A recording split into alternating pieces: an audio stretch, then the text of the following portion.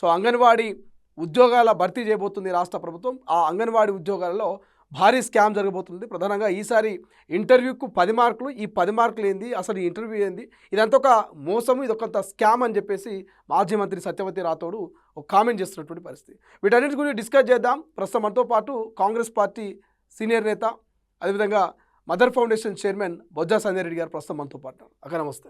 నమస్తే తమ్ముడు. సో మొదటగా ఈ అంగన్వాడీ ఉద్యోగాలు పెద్ద స్కామ్ జరుగుతూ ఉంది. ఇంటర్వ్యూ పేరు చెప్పి 10 మార్కులు అని చెప్పేసి చాలా ఒక ఆరోపణ అయితే మీ మీద వస్తూ ఉంది, మీ ప్రభుత్వం మీద వస్తూ ఉంది. సో ఏం చెప్తారు ఈ అంగన్వాడీ స్కామ్ గురించి? ఇప్పుడు ఒక్కటి తమ్ము, అంగన్వాడీ ఉద్యోగం అంటే కేవలం ఒక ఉద్యోగమే కాదు. ఇప్పుడు ఇందులో చిన్నారులు ఉంటారు, గర్భిణీ స్త్రీలు ఉంటారు, బాలింతలు ఉంటారు. ఇది ఒక బాధ్యత. ఇదంతా ఈ బాధ్యత సంరక్షించుకోవాలి అని అంటే ఒక తల్లితనం. బిలో ఎంత 3 years లోపు పిల్లలే వస్తారు. గర్భిణీ స్త్రీలకు పౌష్టికాహారం ఎలా అందించాలి, వాళ్ళకి పిల్లోడు అంటే మంచిగా పుట్టాలి అనుకున్నప్పుడు ఈ అంగన్వాడీ స్కూల్లో క్యాలరీస్ అంటే దానికి పౌష్టికాహారం అందించడము, విటమిన్స్ అవన్నీ టాబ్లెట్స్ ఇవ్వడము, దీనికి సంబంధించింది ఇందులో ఉంటుంది. నేను ఒక్కటే చెప్తున్నా, సత్యవతి రాథోడ్ గారు, మీరు ఎంతసేపటికి సీతక్కని ఒక స్కామ్లు అంటున్నారు. సీతక్క ఆమె ఒక సింగిల్గా ఒక అడవి బిడ్డ. ఇవాళ ఏ బ్యాక్గ్రౌండ్ లేకొచ్చిన ఏకైక వ్యక్తి. నేను ఎన్నిసార్లు చూస్తానండి, మీరు ఎంతసేపు చూసినా ఏ రాజకీయాలు మాట్లాడినా సీతక్కని టార్గెట్ చేసి మాట్లాడతారు. అంటే ఏంటి మీ ఇంటెన్షన్ ఏంటండి? అంటే ఇప్పుడు మీరు తండ్రుల పేర్లు ఆ పేర్లు చెప్పుకొని మీరు రాజకీయాలకు వచ్చింది ఒక ఆడ కూతురుగా మేము కూడా అగ్రి అవుతాను సత్యవతక్క. కానీ సీతక్క గారి గురించి 10% మార్క్స్ ఇంటర్వ్యూలు అంటే డెఫినెట్గా అండి. ఎందుకు అంటే మీరు ఈ మధ్యకాలంలో చూసారు, మార్క్స్ని బట్టి అన్నారు. ఒక 18 years అమ్మాయి ఇంటర్మీడియట్ మార్క్స్ని బట్టి చూద్దాం. ఇప్పుడు అంగన్వాడీ స్కూల్కి వచ్చేది పిల్లలండి. పిల్లల పోషణ ఈ 18 years అమ్మాయికి ఎలా తెలుస్తుందండి? ఒక అమ్మతనం ఉండాలి. కాబట్టే ఇవాళ శిశు సంక్షేమ శాఖ ఈ నిర్ణయాలు తీసుకున్నారు. మీరు ఇంటర్వ్యూలకు కారణంగా స్కామ్ అనడము అత్యంత దుర్మార్గం.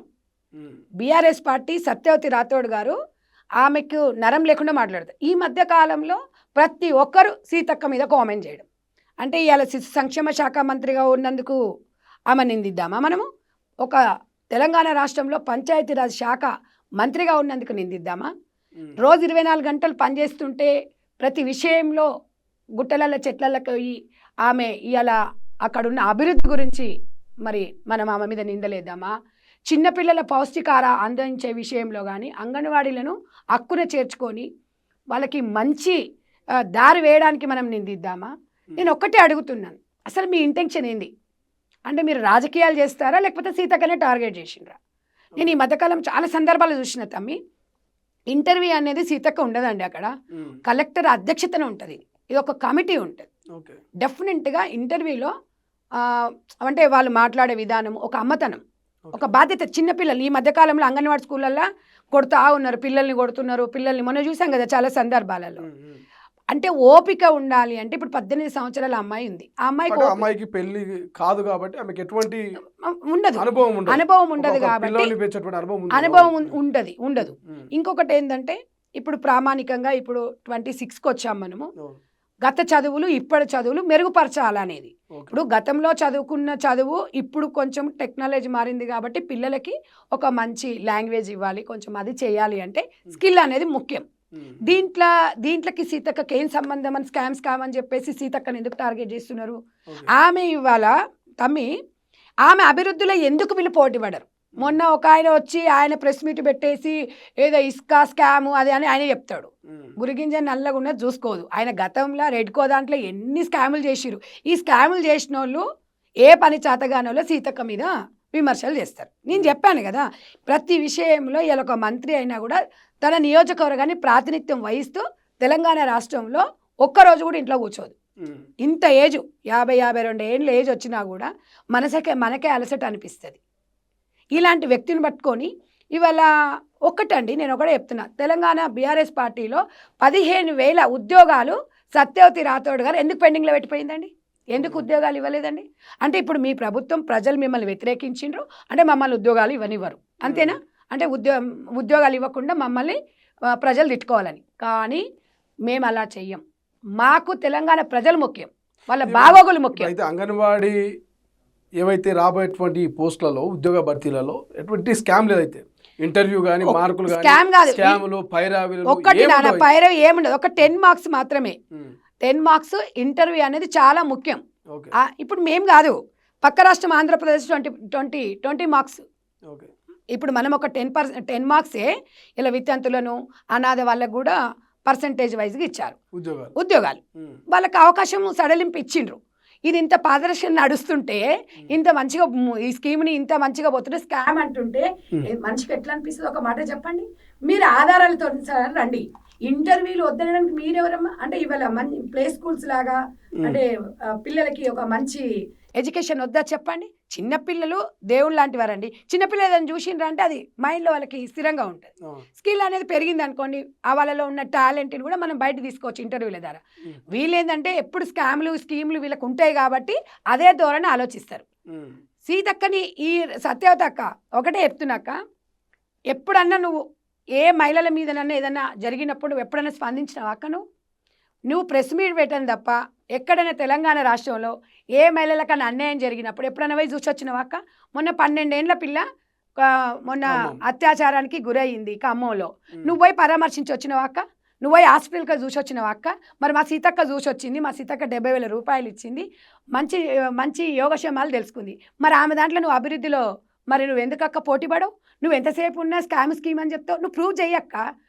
అంగన్వాడీ వాళ్ళకు మొబైల్స్ ఇస్తే స్కామ్ అని చెప్తావు, ఇసుక పోతే ఇసుక దందా అని చెప్తావు. అక్క సీతక్కలాగా కష్టపడక్క. నువ్వు కష్టపడితే, ఎందుకంటే మీలాంటి అక్కలంటే నాకు గౌరవం, నేను కాదంటలేను. కానీ ఒక ఆదివాసి బిడ్డ ఎదుగుతుందన్నప్పుడు మనం చేనేతనివ్వాలి. కానీ ఇవాళ నిందలు మనం మోపడం కాదు. మరి నిన్న గురుకులాలో మరి మన ఏదో ప్రైవేట్ హాస్టల్లో ఇంటర్మీడియట్ అమ్మాయి అంట మరి గర్భం దాల్చి మరి మన బాత్రూంలోనే డెలివరీ అయితే బాబుని తీసుకొని బయటపడేసింది. మరి ఇట్లాంటి దాంట్ల మీద మీ అవగాహన, మరి మీరు అంటే మీ బాధ్యత లేదా అక్క? అవి మాట్లాడవా అక్క? అంటే సీతక్కని ఒకదాన్నే టార్గెట్ చేసి ప్రెస్ మీట్లు పెడతావా అక్క? నువ్వు శిశాంక్ష మంత్రిగా ఉన్నప్పుడు నువ్వు తీసుకునే నిర్ణయాలు ఏందక్క? చెప్పండి. మీరు చేసింది ఏంది? ఒక మాట చెప్పండి. మీరు చేసింది ఏంది? ఇవాళ 10% మార్క్స్ ఇంటర్వ్యూ పెడితే అవినీతి అంటారా? తెలంగాణ ప్రజలు మొత్తం గమనిస్తున్నారు అక్క. మీ గురించి అన్నీ తెలుసు. మేము ఉద్యోగాలు ఇస్తామని ఇవ్వలేదా? మీరు ఉద్యోగాలు సంవత్సరానికి 2 లక్షల ఉద్యోగాలు అని మీరు చెప్పారు. మరి బీఆర్ఎస్ పార్టీ ఎన్ని ఉద్యోగాలు ఇచ్చింది? ఇలా అంగన్వాడీలకు ఇవాళ దాన్ని ఒక క్రియాశీలకంగా అనుసంధానం చేస్తున్నారు రేవంత్ రెడ్డి గారు. ఇవాళ ఆమె 2 శాఖలకి బాధ్యతగా ఉంటుంది. ప్రతి నిమిషం ప్రతి క్షణం మీరేం చేస్తున్నారక్క? తెలంగాణ భవన్లో కూర్చోవాలి, ప్రెస్ మీట్లు పెట్టాలి, సీతక్క మీద 4 రాళ్ళు వేయాలి, మేము పెద్ద లీడర్లం అయిపోతాయని. ఎందుకంటే అక్క మనం అందరం మహిళలం, మనం అభివృద్ధిలో ముందుకెళ్ళాలి కానీ విమర్శల్లో కాదక్క. నేను అప్పుడు చెప్తున్నా, ఇప్పుడు చెప్తున్నా, 100% ఆమె కోవిడ్ టైంలో ఇప్పటికో 20 సార్లు చెప్పినా. ఎందుకంటే మంచి చెప్పుకోవాలి. కోవిడ్ టైంలో ఆమె చేసిన సేవలు అనేది ములుగు ప్రజలు కానీ తెలంగాణ రాష్ట్రం ప్రజలు ఎవరు మర్చిపోరు. నువ్వు ములుగు జిల్లాకి కానీ తెలంగాణ రాష్ట్రానికి కానీ అసలు నీ కాన్స్టిట్యున్సీకి కానీ మీ కంట్రిబ్యూషన్ ఏముంది సత్యక్క? ఒక మాట చెప్పండి అక్క. ఎంతసేపు ఉన్నా మీరు సీతక్క దగ్గర కోడిగుడ్డు మీద ఈకలు ఉన్నాయా లేవని మీరు భూతద్దం పెట్టి చూస్తారు తప్ప మీరు ఆమె చేసిన మంచి పనిని, ఆమె చేసే సంక్షేమ పథకాలు కానివ్వండి, ఆమె చేసేదాన్ని ఎప్పుడైనా మెచ్చుకున్నారా మీరు? ఎందుకక్క ఇవన్నీ మీరు మాట్లాడేదానికి ఏమైనా అర్థం ఉందా అక్క? ఇవాళ ఒక 10 మార్క్స్ ఇంటర్వ్యూ అంటే పక్క రాష్ట్రంలో ఇవాళ ఏ ప్రభుత్వమైనా పెడుతుందండి ఇంటర్వ్యూ అనేది కంపల్సరీ. ఎందుకంటే వాళ్ళ టాలెంట్ అనేది పిల్లలకి చాలా ఉపయోగం, అవగాహన ఉండాలి. మార్క్స్ మనం అంటాం చూడు, చదువుకోగానే చక్కదనమా సంస్కారం ఉండాలని. చదువుకోగానే మార్కులు వచ్చినా కూడా అవగాహన అనేది చాలా ముఖ్యం. చిన్నపిల్లలతో బాలంతలని ఇంట్లో ఏంటంటే కొంచెం నెమ్మదస్తిగా ఓపిక ఉండాలి. ఆ ఓపిక ఉంటేనే ఒక అంగన్వాడీ టీచర్ అంటే ఇలా ఒక మళ్ళా 100% ఒక అమ్మ తర్వాత మళ్ళీ అమ్మ. ఎందుకంటే ఆ చిన్నపిల్లలు వీళ్ళ దగ్గర రావడం, ఆటలు పాటలు ఇవన్నీ ఉంటాయి. కాబట్టి ఒక 10 మార్క్స్ ఎక్స్ట్రా పెట్టినాం, 10 మార్క్స్ దాన్ని కేటాయించినాం అనుకోండి, ఇంకా మెరుగైన సేవలని అంగన్వాడికి అందించవచ్చు. ముఖ్య ఉద్దేశము పిల్లల్ని వాళ్ళు ఎట్లా ఆడిస్తారు, పిల్లలతో ఎట్లా కలిసి పిల్లలకి ఏం నేర్పిస్తారు, ఎంత ఓపికగా ఉంటారు, ఇదంతా ఇంటర్వ్యూలో పరీక్షిస్తారు. 100% పరిశీలిస్తారు. ఇందులో ఒక కమిటీ పరంగా ఒక కలెక్టర్లు కూడా కీలుబొమ్మలు అని చెప్తున్నారు. మరి మీ దాంట్లో మీ బీఆర్ఎస్ ప్రభుత్వం ఉన్నప్పుడు ఎంతమంది కలెక్టర్లను బదిలీ చేసినాం? ఎంతమంది కలెక్టర్ల మీద అవినీతి మీరు చేయాలా? కానీ మేము అట్లా కాదు. రేవంత్ అన్న క్లియర్గా చెప్పిండు, మీ బాధ్యత గవర్నమెంట్లు పార్టీలు వస్తుంటాయి పోతుంటాయి, మీరు గవర్నమెంట్ ఉద్యోగస్తులు, మీ పనులు మీరు సక్రమంగా చేసుకోమని వాళ్ళకి పూర్తి స్వేచ్ఛనిచ్చిన ముఖ్యమంత్రి. కేటీఆర్ లాంటి వాళ్ళు ఇవాళ తెలంగాణలో కలెక్టర్లు బ్రోకర్గిరి చేస్తున్నట్టు. నేను అదే చెప్తున్నా, ఇవాళ కలెక్టర్ అని కదా అనేది, ఈ కలెక్టర్స్ పబ్లిక్ సర్వెంట్స్ అండి, పబ్లిక్ని అంటున్నట్టు.